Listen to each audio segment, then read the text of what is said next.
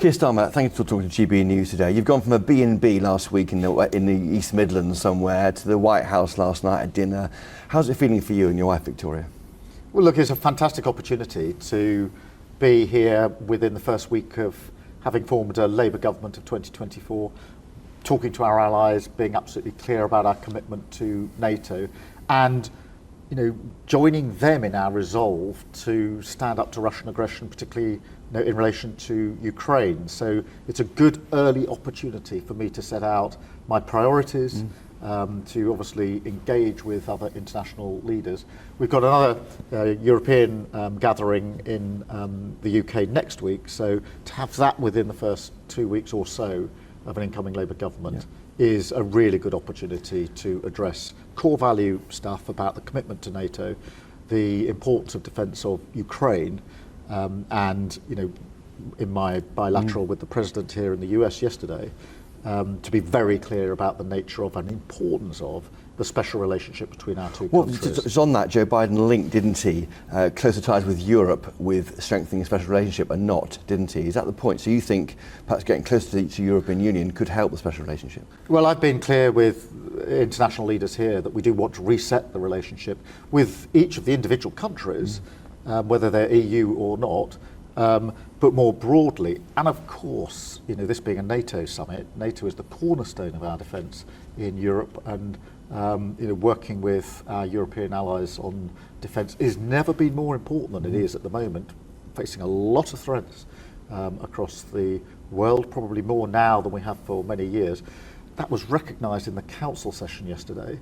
And what was good is to know that this summit represents a bigger NATO, more countries, a stronger NATO, and a NATO with an increased resolve, particularly when it comes to Ukraine. Yes, you saw Joe Biden close too. Yeah. George Clooney thinks he shouldn't serve 4 more years as president. What do you think? Has he got up to the job? I was with him on a bilateral for, well, it was going to be 45 minutes. It ended up being the best part of an hour. Right. We went through a number of issues at pace, strategic issues that I was keen and he was keen that we thrash out and talk through. He was on good form, and we covered 4 more lot years, of ground. no problem? Well, look, he was on very good form, and I was very pleased to have that opportunity to discuss these issues with him.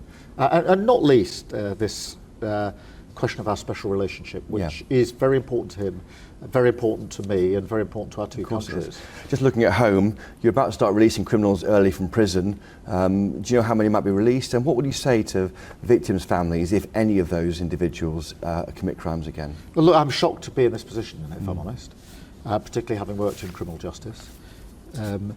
It is a basic function of government that there should be enough prison places for the number of people that the courts are sending to prison. That basic premise broke down under the last government. That is beyond irresponsible, and we're going to have to pick up that mess. And they ignored it. If they re-offend, it's on you, Keir Starmer. Well, look, I can't build a prison in 7 days with the best will in the world. It is clearly a problem left by the last government. There's no issue about that. You cannot be in this terrible state. And they ignored the problem, didn't fix the problem.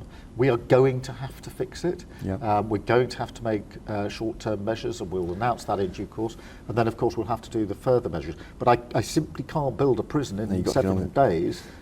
This is a terrible failure of government by the last government. So on planning rules, you're about to relax planning rules to get Britain building again. But are communities that fight those new developments being selfish? Well, look, we need to get building again. We need to get our economy growing again. Of course, we want to do that with communities, not to communities, but we're going to have to change our planning rules. Too many projects are held up for too long. Housing projects taking 15 years from plan to spade in the ground. That's not sustainable, but we'll do it with communities. But some will fight you. Well, if you look at what communities are most concerned about, if there is going to be housing, they want to know is there the schooling, is there the health provision, is the infrastructure. All that needs to be done properly.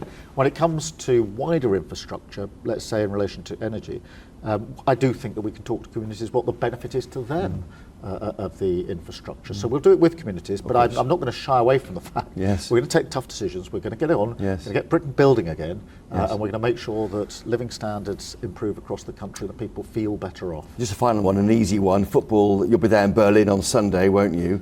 Yes. If football doesn't come home, will you resign? No. But look, I mean, this is a brilliant team. I've always, notwithstanding some of the early games, I've always believed in this team. I think they're very good. I have been to these finals before. I went to the last one. I'm hoping that with this team we can bring it home. But look, I think a whole country will be willing them on when it gets to Sunday. So Keir Starmer, thank you for joining us. Thank you. Thank you.